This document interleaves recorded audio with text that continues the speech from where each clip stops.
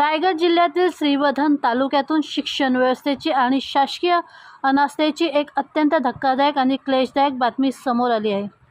तालुक्यामध्ये मोठ्या गप्पा मारल्या जात असताना जिल्हा परिषद शाळा बापवली इथे मात्र दुरावस्थेचा कळस पाहायला मिळत आहे। चालू पावसाळ्यात ह्या शाळेला मोठ्या प्रमाणावर गळती लागली असून छतातून सतत पाणी पडत असल्याने लहान मुलांना वर्गात बसून शिक्षण घेणे निव्वळ अशक्य झाले होते। शाळेकरी मुलांचे शैक्षणिक नुकसान होऊ नये आणि त्यांच्या अंगावर पाणी पडू नये यासाठी अखेर बापवली गावातील ग्रामस्थ पुढे आले। प्रशासनाची वाट न पाहता ग्रामस्थांनी स्वतःहून व्यवस्था करत संपूर्ण शाळेच्या छपावर प्लास्टिक टाकले आहे।